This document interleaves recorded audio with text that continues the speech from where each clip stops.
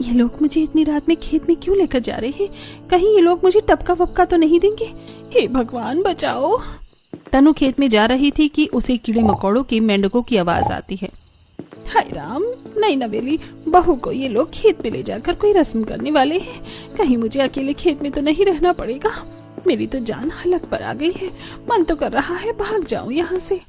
तनु ये सब सोच ही रही थी कि तभी भाभी लो आ गई सोने वाली जगह। ये क्या है? रूही तनु को सब्जी के खेत में एक बड़े से चारपाई के सामने ले आती है।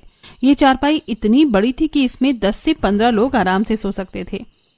तनु बेटा, ये है हमारी पुश्तैनी चारपाई। हम सभी लोग इसी चारपाई में सोते हैं। आज से तुम भी हम लोगों के साथ इसी चारपाई में सोने वाली हो। क्या मतलब है सबके साथ? और सब्जी के खेत में ऐसी चारपाई पर कौन सोता है? भाभी, हमारे घर की परंपरा थोड़ी अलग है। हमारे घर में पूरा परिवार एक साथ इसी चारपाई पर सोता है। हाँ बेटा, रूही ठीक कह रही है। ये चारपाई मेरी सास अपनी शादी के समय अपने मायके से लेकर आई थी। ये हमारे परिवार के लिए बहुत खास है। चलो बेटा जल्दी करो, तुम रूही के बगल में सो जाओ। तनु के ससुराल वाले चारपाई पर सो जाते हैं। तनु भी रूही के बगल में जाकर सो जाती है। लो गई भैंस पानी में। कहा मैंने सोचा था कि आज मेरी सुहाग रात होगी, मैं अपने पति से बात करूंगी, हमें एक दूसरे को जानने का मौका मिलेगा। लेकिन यहाँ तो मैं एक कोने में सोई हूँ और मेरे पति दूसरे कोने में। बात करना तो दूर, मैं उन्हें देख भी नहीं पा रही हूँ। अपनी ससुराल की परंपरा जानकर तनु का दिमाग खराब हो गया था। उसका पूरा प्लान बर्बाद हो चुका था। सब्जी के खेत में चारपाई होने की वजह से हर तरफ मेंढकों, कीड़ों की आवाजें आ रही थी। यहाँ कीड़े मकोड़े और मेंढकों की कितनी आवाजें आ रही हैं। इतनी आवाज में हम लोग कैसे सोएंगे?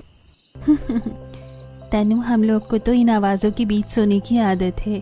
चिंता मत करो, कुछ दिन में तुम्हें भी इन सब चीजों की आदत हो जाएगी। ये मेरी जिठानी भी कितनी अजीब है, यहाँ सबके साथ कितने आराम से सोई हुई है। तनु ये सब सोच सोच कर परेशान थी। वो जैसे तैसे सोने की कोशिश करती है। थके होने की वजह से उसकी आंख लगती है कि तभी उसे आवाज आती है, छन छन छन। ये आवाज सुनकर तनु की जान उसके मुंह को आ जाती है। माँ जी उठिए, यहाँ भूत। क्या भू भू? कोई बात है तो साफ साफ बोलो। माँ जी यहाँ भूत है, यहाँ छन छन की आवाज आ रही है। तनु की बात सुनकर सुनीता जोर जोर से हंस देती है और सुनीता के साथ साथ बाकी के परिवार वाले भी हंसने लगते हैं। तनु, ये तुम्हारा भ्रम है। यहाँ कोई भूत नहीं है। ये खेत है तो यहाँ थोड़ी अलग आवाज आ जाती है। हम लोग रोज यहाँ सोते हैं। भाभी, आप तो बड़ी डरपोक निकली। पत्तों की आवाज को भूत समझ लिया। तनु के ससुराल वाले उसके ऊपर हंसते हैं, लेकिन तनु को उन लोगों पर बहुत गुस्सा आता है। एक तो ये लोग मुझे खुले में सुला रहे हैं और मेरे ऊपर हंस रहे हैं। तनु जैसे तैसे सोने की कोशिश करती है, लेकिन कभी छन छन की आवाज तो कभी कीड़ों की आवाज से उसकी नींद खुल जाती है।